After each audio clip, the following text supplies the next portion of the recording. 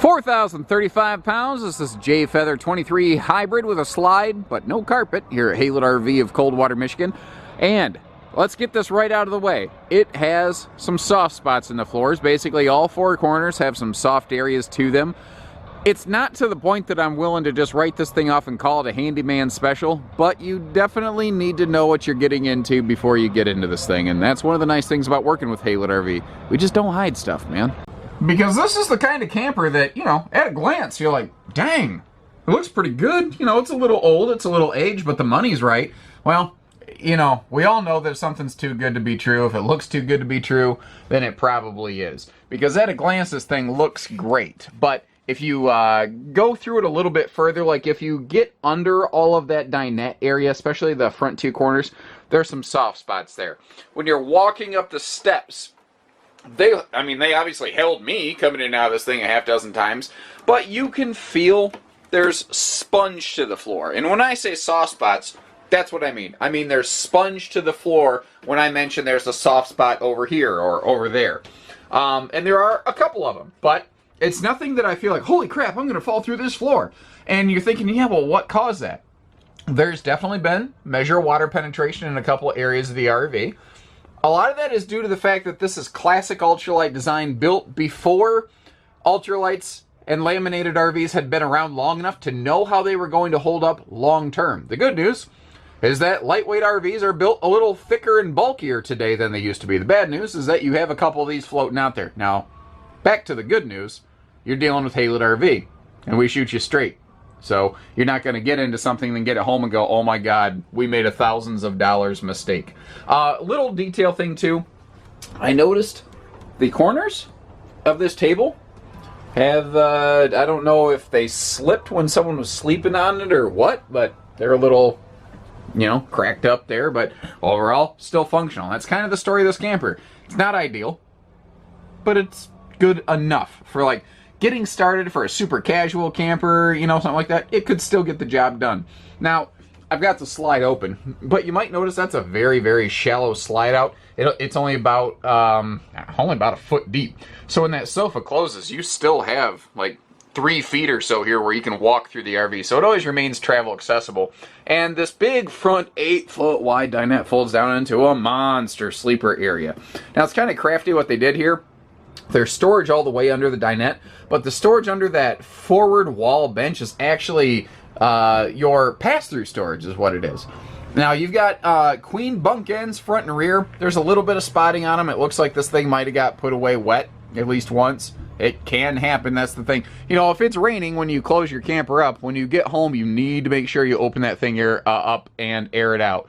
Now, I think there might have been a roof panel replacement or something up here. In addition to the soft spots in the flooring, there has been some level of water in the roof in this area. And I can tell because there's little braille bumps on the ceiling panel right here. And what that means is there was a little bit of water in there, and those are the signatures of little mold spores.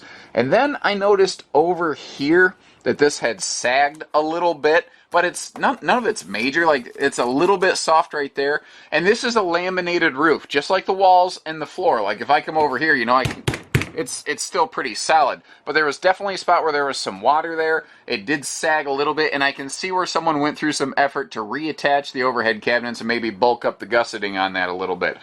Again, it's not awesome. I wish that wasn't there, but it doesn't really stop the RV from functioning.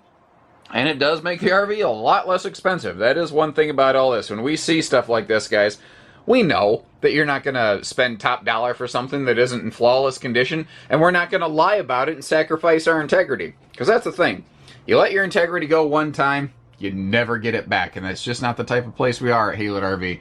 Now, this floor plan is actually still in production today. It's a very popular model, largely because you get that massive wardrobe, closet, and pantry storage space over there, which is something hybrids don't usually get. Now, you could fold the dinette down into a sleeper. You can do the same with the sofa in the slide over here. A little bit of bonus storage above, and the refrigerator right beside with the bonus drawer below that. That is the thing this floor plan does very well. It is a combination of minimum size, minimum weight, but maximum storage and sleeping capacity. You might have noticed that the flooring is carpetless and ventless, so it's very kid pet friendly. It's another good, feather in this one's cap. Shower surround paneling, full skylight, and a larger vent fan up here to give you some good rainy day airflow. I kind of wish, I miss the days when even the more basic level Jayco still had features like that. And again, there's a little bit of sponge to the flooring along this rear wall back here. And again, I can walk all over it, and I don't feel like I'm falling through it. I'm not tiptoeing around, I'm just stomping around here. I'm about a 200-pound guy. It's spongy. It's not like rotted out. It's not like, holy crap, you're gonna fall through the floor and you're gonna break your leg. Outside could definitely use a good bath. What I can see of the roof line from ground level, it definitely needs a good roof scrubbing up there. And kind of funny, just good timing. That's the new Catalina bunkhouse that they're taking home right over there right now. So we are a short, roughly, as the model number indicates, the box of this, the floor is about 23 foot long. Obviously, that's the cool thing with a hybrid, is that when you get to your destination, since your beds don't eat up the floor plan, you kind of get the space and the sleeping capacity of like a 30-foot bunkhouse, but it's something that barely weighs 4,000 pounds. Again, we are an all aluminum framed, all laminated product. Obviously, there is some level of degradation to certain aspects of the lamination, the roof and the floor, as we've obviously discussed so far. But overall, the canvas sections of the bed ends, they don't look terrible. What I can see, the skylight down here, the roof and AC covers, they need clean, but they don't look terrible. I think it's like a weird combination of like, it wasn't abused. It was just maybe a little bit of a case of the camper's out of sight, out of mind, and we just didn't think about taking care of it, is kind of the vibe that I get here. By the way, right in front of that rear awning arm, there is a gas grill quick connect out there, so if you are looking to do some outside grilling or something, you can. Let me get up a little closer here. I haven't really looked at the awning fabric in too much detail, because the awning hardware looks all right. Fabric, a little slack in the middle, which kind of indicates that the tube has a slight bow to it, but nothing that concerns me. Looks like everything should still be perfectly functional. So, I mean, it could be better, but it could certainly be a lot worse. And at least we'll shoot you straight. So give us a call. If this one ain't the one for you, I totally get that. That's why we went out of our way to show you what we showed you. So know that you can always buy with confidence from Haylett RV. If it's not that one, then it's any of these other 500 some odd things that we have here, new, used, and otherwise. So take care, stay safe, have fun, and happy camping, everyone.